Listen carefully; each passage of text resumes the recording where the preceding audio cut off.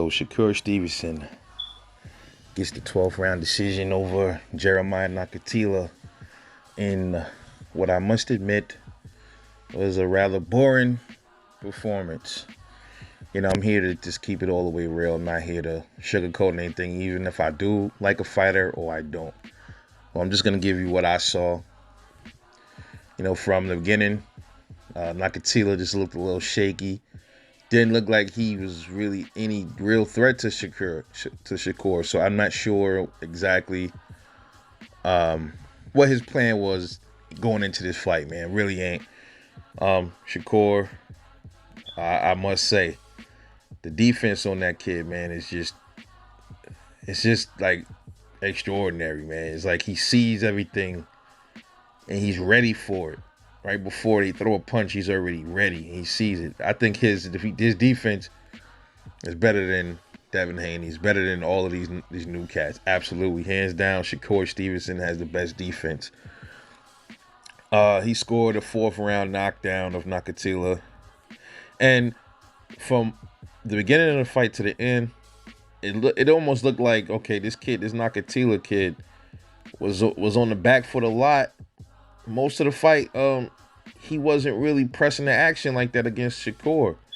And this is supposed to be this so-called power puncher. And in that ring, it was looking like Shakur was the fucking power puncher damn near, man. It looked like it was like the reverse role. But with that being said, man, Shakur didn't really hurt. I never saw Nakathila hurt. I'm not sure what it was. Shakur he wasn't just putting everything together, man. He didn't put the heat on him, bro.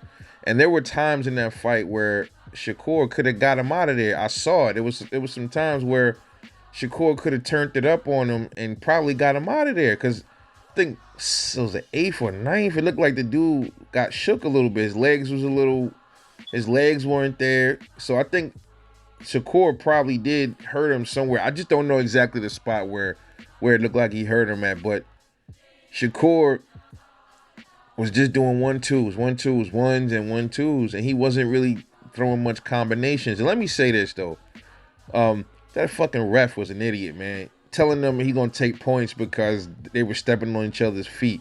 Bro, it's not like that was intentional. You got a southpaw and an orthodox fighter. That shit happens. You know what I mean? That ref needed to get knocked out himself, man. But back to the fight. Rather boring, man. I didn't really enjoy this fight, man. I enjoyed watching Shakur put his punches together or however he was doing it. I enjoyed watching him be defensively sound, but I wanted to see some more from him. I wanted to see him get this guy out of there, man. And I talked about this.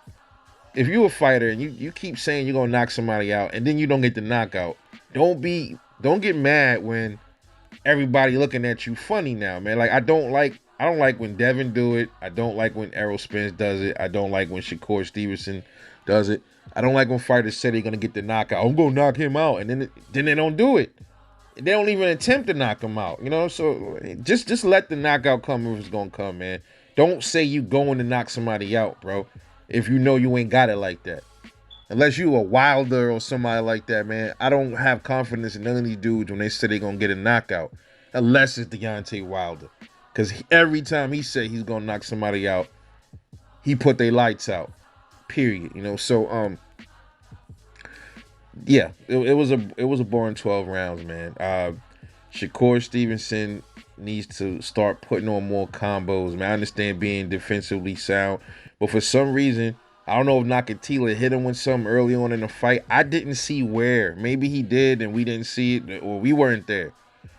Something made Shakur a little bit more gun shy. All right. And even more than he usually is, actually. So I don't know. Maybe he felt something and he didn't want to go all the way in on the dude. But then at the same time, Nakathila was a little hesitant at times too. It was something Shakur maybe had some snot behind some of his punches and he didn't want to go right in there and get at Shakur. So I don't know, man. It was a boring fight, man. And Shakur Stevenson said that he's ready for Oscar Valdez. I don't know, bro. He's not beating no Oscar Valdez fighting like that. He's gonna have to turn up his volume a lot to beat an Oscar Valdez. Oscar Valdez has a lot of tools in the shed, man. And I think I made a prediction on that. I think I did a who wins. I think. Um, and I had Shakur winning, but then now I'm starting to see, you know, Shakur definitely has better defense, man. He definitely can box better than Valdez, but Valdez can also box and he can also brawl. Shakur, I haven't yet to see him really get into a brawl. Not that I want to see him hurt, because listen, man, it's a damn if you do, damn if you don't thing, man. He's gonna eventually, man, as he moves up in competition, he's gonna have to take risks where he's gonna have to stand there in the pocket at sometimes, man. He's not. You can't. You gotta let your hands go more than that when it comes to when you stepping up your level of comp. He's gonna have to do that. Nakathila could have been that one. Who knows, man? But I don't know what Shakur's plan was in there, man. But he did what he had to do. He got the win. That's what matters at the end of the day. But he didn't put on the performance that I wanted to see. Like as far as mixing it up a little bit. The crowd started booing. I mean, listen, man. As much as we say, the fighters are the ones in there taking all of the beating and everything. I get it, and the fans are the ones paying for the fight. Though they want to see a little bit more action. They don't want to see somebody. A lot of these fans, they want to see a fighter's brains get beat out of his head, and we ain't calling for that. I don't like to see that. I like to see a boxer when he mixes it up. He stands there, he trades up, he trades, and he knows how to get out. Shakur was just not trading. He was thinking like maybe one time in that fight they did like they traded a little bit. But most of the fight, the ref kept fucking getting in the way. And then there was like a few clinches. But most of it, Shakur was just using his legs all over the place the whole fight. Nakathila wasn't throwing much. I didn't enjoy this fight, man. I just didn't, man. I like Shakur, but I just did not enjoy this fight. And now he's I guess what he won the WBO. Was it the interim? I forgot what title that was. So now he can face I guess Jamel Herring or whatever. I think he beat Jamel Herring though. That's gonna be like a chess match type fight, man. Because both of these dudes ain't really known for all that much power. So you're gonna see it's gonna be like a chess match almost in that ring. But I think Shakur Stevenson gets him.